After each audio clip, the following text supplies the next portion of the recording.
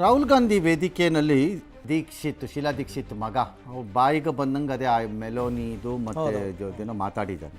ಇನ್ನೊಂದು ದೇಶದ ಲೀಡರ್ ಬಗ್ಗೆ ಮಾತಾಡೋವಾಗ ಕಾಮನ್ ಸೆನ್ಸ್ ಅನ್ನೋದು ಇಲ್ಲದೇ ಇದ್ದರೆ ನೀನು ಯಾವ ತೋಲಾಂಡಿ ರಾಯ ನಾಯಕ ಅಂತ ದೀಕ್ಷಿತ್ ಅಪೀಕ್ಷಿತ್ನೋ ಕೇಳಬೇಕು ತಾನೆ ಯಾವನಾರು ಒಬ್ಬ. ಅದನ್ನು ನೋಡಿ ನಕ್ಕಿದಾರಂತೆ ರಾಹುಲ್ ಗಾಂಧಿ. ನಾಳೆ ನಿಮ್ಮ ಫ್ಯಾಮಿಲಿನಲ್ಲೂ ಯಾರೊಬ್ರು ಹೀಗೆ ಮಾತಾಡ್ಬೋದಾ? ಆಗ ಬೇರೆಯವ್ರು ನಗ್ಬೋದಾ? ಹಾಗೆ ನಗ್ಬೋದಾ? ಓಕೆನಾ? ಇನ್ನು ರಾಹುಲ್ ಗಾಂಧಿ ಅವರು ಮತ್ತೆ ಪ್ರಧಾನಿ ಮೋದಿ ವಿರುದ್ಧ ವ್ಯಂಗ್ಯ ಆಡಿದ್ದಾರೆ. ಇತ್ತೀಚಿನ ದಿನಗಳಲ್ಲಿ ಮೋದಿ ಅವ್ರಿಗೆ ನಿದ್ದೆನೇ ಬರ್ತಿಲ್ಲ, ನನ್ನ ಕಾರಣದಿಂದಾಗಿ ಅಂತಲ್ಲ. ಅವರು ವಿದೇಶಾಂಗ ನೀತಿ ಟೀಕೆ ಮಾಡಿದ್ದಾರೆ. ಇಟಲಿ ಪ್ರಧಾನಿ ಜಾರ್ಜಿಯಾ ಮೆಲೋನಿಗೆ ಮೋದಿ ಚಾಕ್ಲೇಟ್ ಕೊಟ್ಟಿದ್ದನ್ನು ಪ್ರಸ್ತಾಪಿಸಿ ಕೀಳು ಅಭಿರುಚಿಯ ವ್ಯಂಗ್ಯ ಮಾಡಿದ್ದಾರೆ. 12 ವರ್ಷದಿಂದ ಅವ್ರು ಯಾಕೆ ಒಂದೇ ಒಂದು ಸುದ್ದಿಗೋಷ್ಠಿ ಮಾಡಿಲ್ಲ, ಇದೇನಾದ್ರು ಮಾರ್ಕೆಟಿಂಗ್ ಸ್ಟ್ರಾಟಜಿನ ಅಂತೆಲ್ಲ ಹೇಳಿದ್ದಾರೆ. ಒಂದು ಸರ್ತಿ ವೇದಿಕೆ ಮೇಲೆ ಕೂತಿದ್ದೆ, ಅವ್ರ ಜೊತೆ ನಾನು ಮಾತಾಡೋಕ್ಕೆ ಹಿಂದೆ ಮುಂದೆ ನೋಡ್ತಿದ್ರು ಅಂತೆಲ್ಲ ಒಂದಷ್ಟು ಆಗಿದೆ.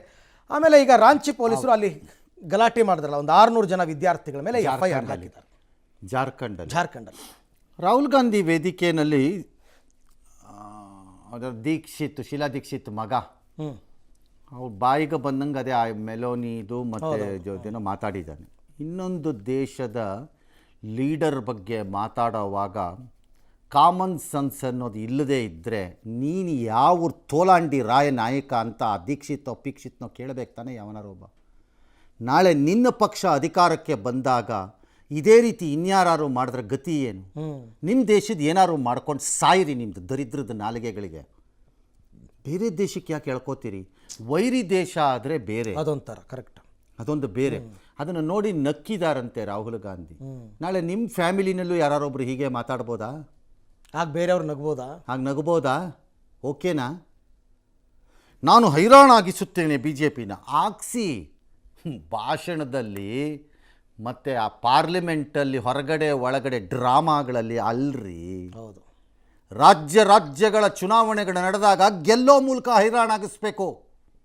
ಒಬ್ಬ ನಾಯಕನಾದವನು ಫಿಲಮ್ ಆ್ಯಕ್ಟ್ರ್ ಥರ ಮೇಲಕ್ಕೂ ಕೆಳಕ್ಕೂ ಓಡಾಡ್ಕೊಂಡು ಡ್ರಾಮಾ ಮಾಡೋದಲ್ಲ. ಅದು ಅಲ್ಲಿ ಮಾಡಬೇಕು, ತೋರಿಸ್ಬೇಕು ಅಧಿಕಾರನ, ಅಲ್ಲಿ ತೋರಿಸ್ಬೇಕು ನಿಮ್ಮ ಶಕ್ತಿನ ಜನರ ಮುಂದೆ. ಅದು ತೋರಿಸ್ರಯ್ಯ ಅಂದರೆ ಕಾಂಗ್ರೆಸ್ನವರು ಬರೀ ಇಲ್ಲಿ ಡ್ರಾಮಾ ಮಾಡ್ಕೊಂಡು ಒಳ್ಳೆ ಜೋಕರ್ಗಳ ಥರ ಆಗೋಗ್ತಾ ಇದ್ದೀರಲ್ಲ ಬರ್ತಾ ಯಾಕೋ.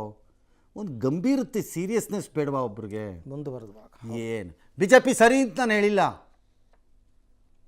ಅಲ್ಲ ಯಾರೇ ಮಾಡಿದ್ರು ಅದು ಹಾಗೆ ಅಲ್ವಾ ಸರ್? ಅದು ನೀವು ಹೈರಾಣಾಗಿಸ್ಬಿಡೋದು ಅಲ್ಲಲ್ಲ, ಹೈರಾಣಾಗಿಸ್ಬೇಕಾದ ಅಲ್ಲಿ.